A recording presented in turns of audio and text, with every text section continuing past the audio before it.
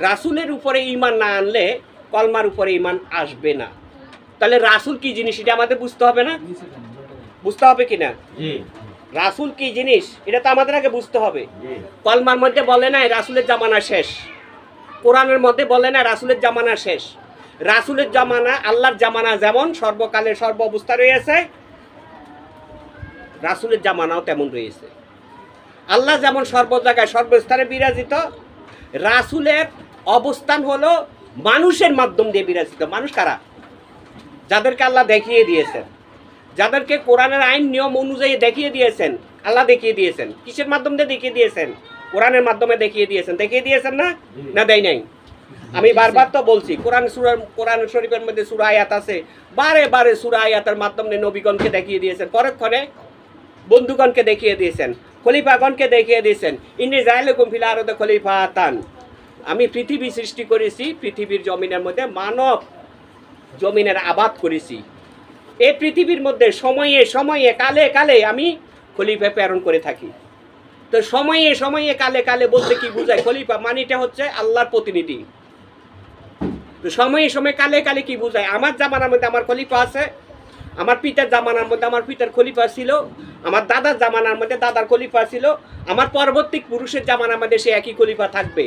আল্লাহ কখনো বৃদ্ধ জোয়ান হন না, আল্লাহ সর্বকালের জন্য একরকমই থাকেন। কখনো ছোট, কখনো বড়, কখনো বৃদ্ধ, কখনো বুড়া।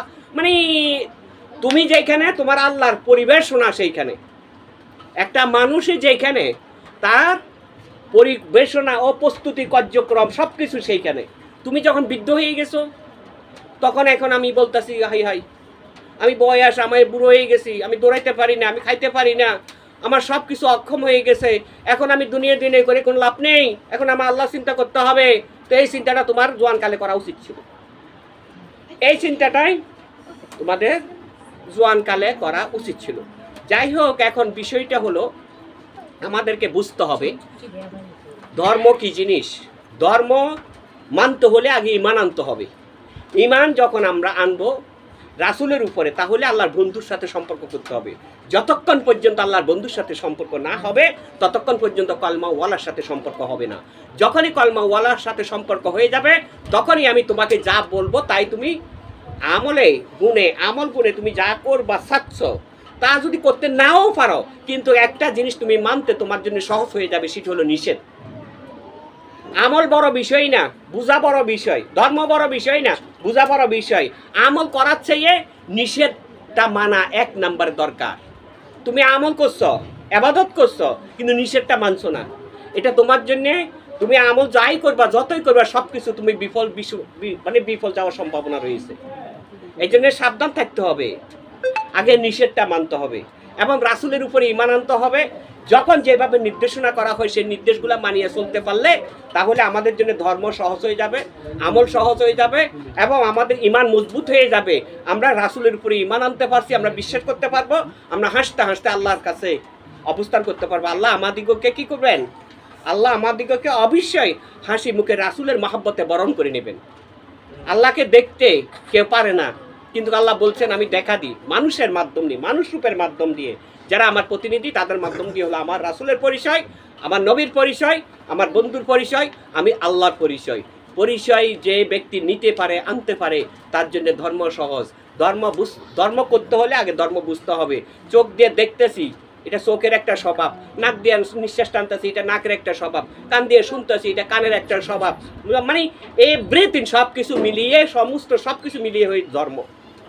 এইটা ধার্মিক হইতে হলে সব কিছুর উপরে বিশ্বাস আনতে হবে, আর সব কিছুর উপরে বিশ্বাস আনতে পারলে, যদি আমরা আনতে পারি, তাহলে রাসূলের উপরে ঈমান আসবে। আর রাসূলের উপরে ঈমান আসলে তখন রাসূল আমার হয়েই যাবে। আর রাসূল যদি আমার হয়ে যায়, আল্লাহ আমার থেকে পৃথক থাকবে না, আল্লাহ সবসময় সঙ্গে আছে।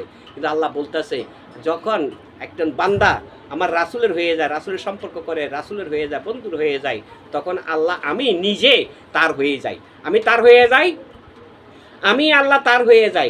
যে চোখ দিয়ে সে দেখে, সে চোখ দিয়ে আমি আল্লাহ দেখি। যে কান দিয়ে শুনে, সে কান দিয়ে আমি আল্লাহ শুনি। যে হাত দিয়ে ধরে, সে হাত দিয়ে আমি আল্লাহ ধরে থাকি। ঠিক তদ্রূপ একটা মানুষ এ দুনিয়ার থেকে সম্পূর্ণভাবে আল্লাহর নামে উৎসর্গ যতক্ষণ পর্যন্ত না হয়েছে, ততক্ষণ পর্যন্ত তার মধ্যে পবিত্র পুণ্য আসবে না।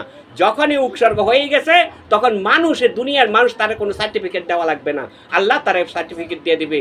ওই অবস্থার মধ্যে যদিও তিনি সাধারণ সমাজে থাকে, এক সময় নেই এক সময় সে মহা মানব হিসাবে, পবিত্র মানুষ হিসাবে, মহা পবিত্র হিসাবে সমাজ থেকে দুনিয়ার মধ্যে তার প্রকাশ হয়ে যাবে। যা প্রকাশ হচ্ছে তাতে তার কিছু আসে যায় না, সমস্ত প্রশংসা একমাত্র আল্লাহ পাক রব্বুল আলামিনের। আল্লাহ পাক বলতেছেন যে ব্যক্তি আমার হয়ে যায়, আমি যদি তার হয়ে যাই তখন তার বলতে আর কিছু থাকে না। তার বলতে যখন কিছু থাকে না তখন আমি আল্লাহ নিজের কাজ নিজে করি, আর আমি নিজের কাজ নিজে করি, নিজের কথা নিজে বলি। এতে কি হয়ে যায়, আমি আমার আলোটাকে উজ্জ্বলিত করি, মানুষের মধ্যে বিতরণ করে থাকি। এখানের কথা হলো সকলের প্রতি সালাম, আসসালামু আলাইকুম।